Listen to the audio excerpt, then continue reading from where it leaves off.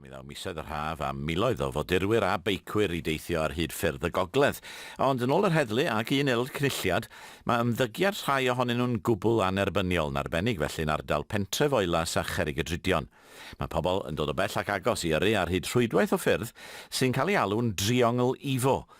Fe fydd Sargeant Raymond Williams o Heddlu Gogledd Cymru'n sôn mwy am yr hyn sy'n digwydd yn yr ardal honno. Yn anffodus, mae'r ffordd yma wedi dod i'n sylw ni yn arbennig yn y blynyddoedd dwytha yma oherwydd yr holl ddamweiniau ffyrdd sydd wedi bod yno. Mi ydyn ni'n patrolio mor reolaidd a fedra ni.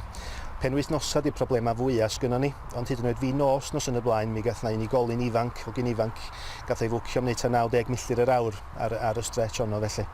Sargeant Raymond Williams yn ôl Llyriws Griffith un o aelodau cynulliad Plaid Cymru. Mae angen ffrwyno un cylchgrawn moduron arbennig sy'n tynnu sylw at yr ardal. Fe fy'n sôn wrthai am ei bryderon. Wel, y prif bryder ydy'r modd y mae'r cylchgrawn yma ifo wedi bod yn hyrwyddo y driongl yma o ffyrdd yn ardal pentref Oelas a Cherrig y Dridion fel rhyw fath o le i fynd i yrru, i brofi'ch gallu gyrru chi, wthio'ch hunain i'r eithaf, i destio'r car sydd ganddo chi.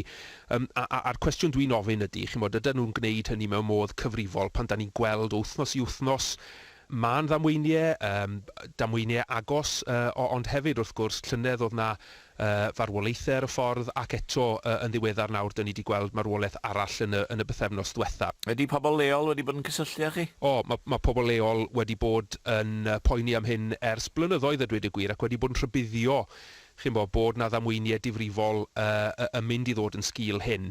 A'r holl ddiwylliant sydd wedi datblygu o gwmpas y lle fel rhyw fath o destination i yrwyr. Mae yna fygiau, crysau tŷ, sticeri ceir yn hyrwyddo y triongl ifo yma.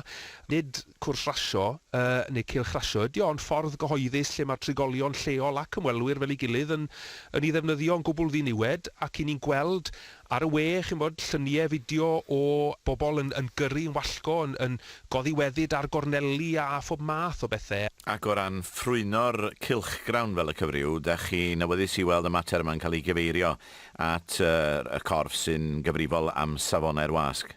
Wel, y cwestiwn ydy, os na ffin wedi cael ei chroesi, ydyn nhw wedi mynd o fod yn sôn am ragoriaethau ceir a chyfle felly i brofi hynny i fod yn annog bobl i yrru yn anghyfrifol.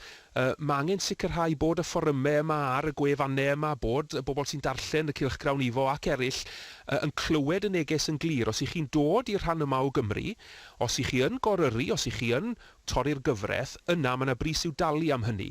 A mae rhaid iddyn nhw glywed y neges yna'n glir, y byddan nhw'n cael ei dal, y byddan nhw'n cael ei cosbi, a bod yr awdurdodau o ddifri ynglyn â rhoi stop ar hyn unwaith ac am byth. Oherwydd fel mae ar hyn o bryd, bob tro mae yna benwythnos, bob tro mae yna wyl banc, a gyda gwyliau'r haf o'n blaenau ni nawr, mae'r sefyllfa mynd yn waith, a'r unig beth welwn ni, wrth gwrs, bydd mwy a mwy o ddamweiniau ac yn anffodus, os ydy record y 12 mis diwetha yn sail i hynny, yna mi fyddwn ni'n dal i weld marwolaethau. Gallwn ni ddim jyst gadael i hynny gario ymlaen. Llyr, diolch yn iawn i chi am y sgwrs.